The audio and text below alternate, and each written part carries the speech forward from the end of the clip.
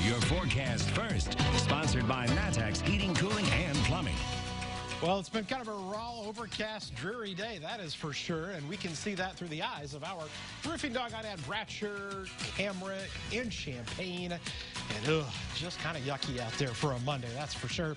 Let's take a look at the satellite radar picture. Things could be far worse. You could have snow like they had up in Iowa today. For us, it has been a cold rain with those clouds sticking around.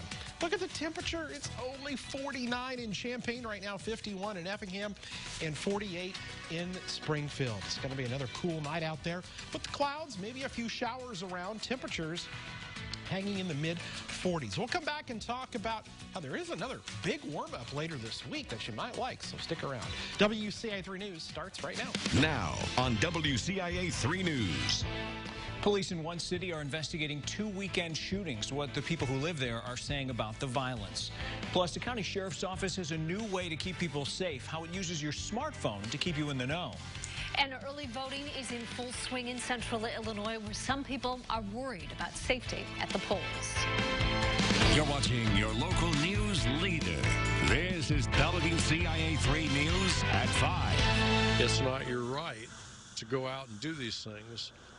He's talking about a shooting that happened on his street in Decatur. Good evening, I'm Paul Cicchini. And I'm Jennifer Roscoe. Police are investigating 2 shootings that took place in Decatur. WCIA 3's Jared Farmer is here with more. So, Jared, what happened this weekend? Jen, police are still investigating suspects involved in 2 different shootings over the weekend. A Park City mobile home near the intersection of Kent and Delta Avenue was shot at Saturday evening. Police found 13 casings around the home. They also found 17 cases fired from 3 different guns near the intersection of 16th and Clay Street. I talked with one of the neighbors. He says violence doesn't represent the entire area. I believe in the people around here, I believe in the community around here, and I believe it's just a small fraction causing problems, and I'm going to fight the good fight. Police say they've found no signs of damage and nobody was hurt. Both Park City Management and Neighborhood Watch on 16th Street say they're working with police to make sure their communities are as safe as possible. Jared, thank you. Danville police are investigating a shooting that left 2 people hurt. It happened early this morning on Chandler near West Fairchild. Police found a 22-year-old man who had been shot in the back and an 18-year-old was shot in the leg. They told police they were inside the home when someone started shooting at them from outside. They were taken to the hospital. No word on how they're doing. Decatur police are looking for more information about a shooting. It happened October 7th on Eastwood near South 16th. The gunshot victim had little information for them. Police are asking anyone who knows anything to call Crime Stoppers. We have that information on our website. Just go to WCIA.com. The Douglas County Sheriff's Office is launching a new app to help keep people safe and alert. WCIA 3's Jen Lask joins us in the newsroom. So, Jen, what will people be able to do with the app? Paul, the app will let people submit crime tips anonymously. People will be able to check in on recent arrests and updates on the inmate registry. They can look up sex offenders in the area, something Sheriff Blackwell says will be useful for anyone trick-or-treating this year. People will also be able to see who the most wanted criminals in Douglas County currently are. And if you turn on the notifications, the app will also send COVID-19 updates and alerts on traffic, crashes, and closures.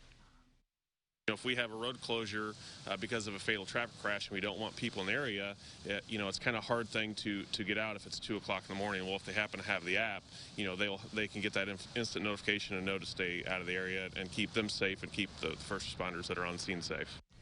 The app also has a section with a memorial for Chief Deputy Tommy Martin, who was shot and killed in the line of duty in 2007. This app is up and running, and it is free on Apple and Android devices. I've already downloaded it to see how all those different notifications work. It was pretty simple. So back to you, Paul. All right. Seems to make sense that the Sheriff's Department would go digital first in this digital first community. All right, Jen, thanks for that update. Let's take a look at today's coronavirus numbers now. It wasn't a record high like we saw last week, but the positivity rate is up in Illinois to 5.4%.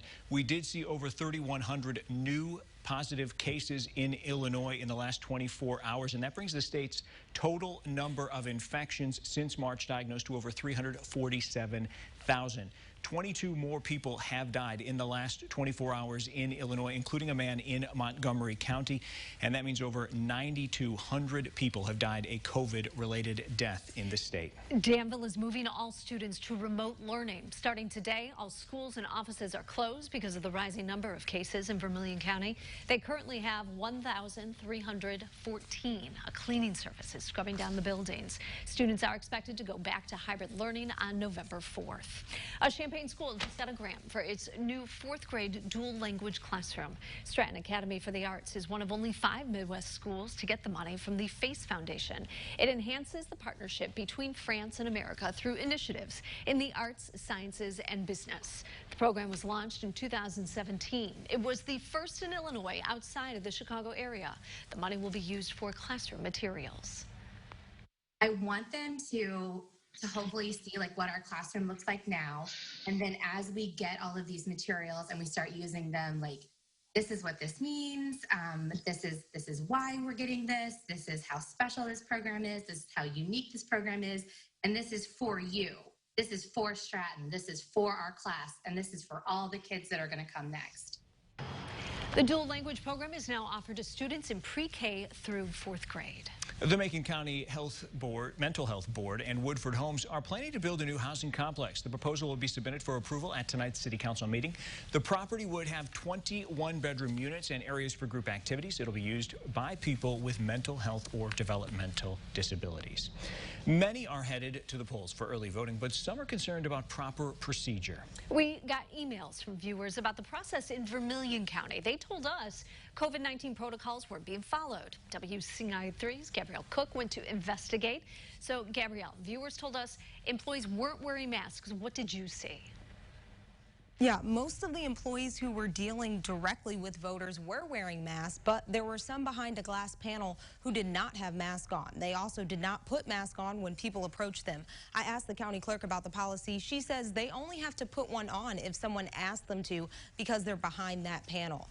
As for people voting, the county clerk says they can't stop someone from voting if they're not wearing a mask. There is even a sign that says masks are not required. One viewer told us they were concerned about privacy. The clerk's office is only allowing 3 people into the voting area at once, and all ballots are given privacy covers with spacing between booths. A voter we talked with today says he felt comfortable with the process. When we went in, they had them separated, 3 separate desks. You just went in and you sit down in your own little area. And like I said, they were more than 6 feet apart, and it was only 3 at a time. So, yeah, it was pretty secure. Another voter I spoke with said that the poll line wasn't too long and moved pretty quickly. And something to keep in mind, if you're looking to vote by mail, the deadline to request a ballot is October 29th. Jennifer? All right, Gabrielle, thank you. People in our town, Danville, are coming together to help others. How they step up to target the needs of the community. Plus this. Definitely something vitally needed. People in rural areas have had a hard time staying connected during this crisis. How the state is working to change that.